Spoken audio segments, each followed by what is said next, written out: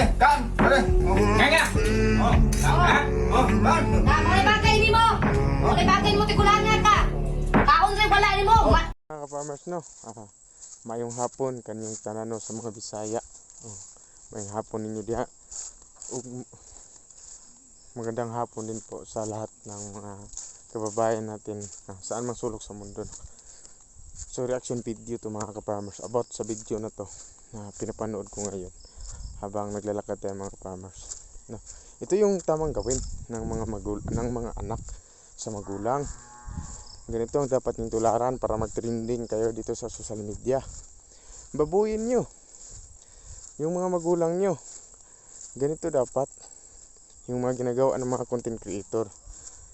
Kausapin yung magulang nyo, babuyin nyo, bastusin nyo para sa pira, para maraming views. So ito yung mga tips ko sa inyo, no, kung paano nyo babuyin yung magulang nyo. Ganito yung gawin nyo, yung nasa video.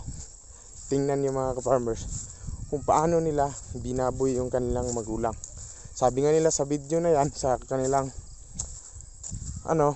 sa kanilang caption, is for entertainment use only, no. Scripted lahat yung ginawa nila na video. Pero kahit scripted yan mga ka-farmers, kung ganyan naman talaga yung video na yan, walang matutunan yung mga kabataan na makapanood sa video na yan. Maganda ba yan tingnan? Halimbawa, mayroong bata mga kapanood niyan. Anong sasabihin nila? Kawawa si tatay. Pero hindi alam ng mga nanood na scripted yung video na yan. Ayan ba dapat ang tularan ng mga video para kumita dito sa social media, para mag-viral? Napakapangit tingnan, no? Para lang for the sake of views, gagawin ang lahat. Kahit babuin yung magulang. Ganun na ba talaga? No? So para din po sa magulang na nandyan, yung matanda. Sus tay, payo ko lang sa'yo tay.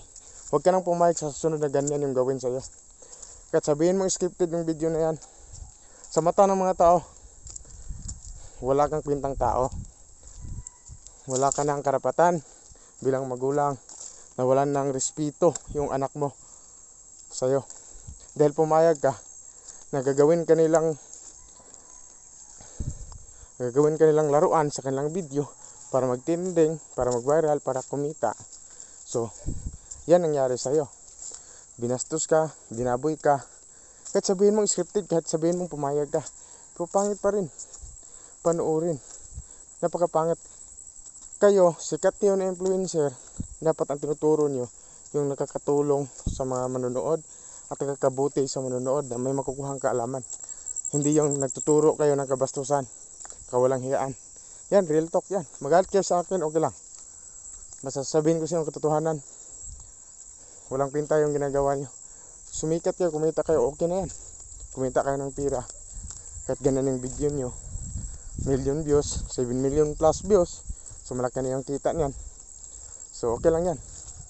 Kahit na babuin nyo yung magulang nyo, dito sa mundo ibabaw, ligtas kayo. Pero sa mundong itaas, iwan ko kung nakakaligtas pa kayo. So yun lang mga ka-farmers. Bye bye and God bless everyone.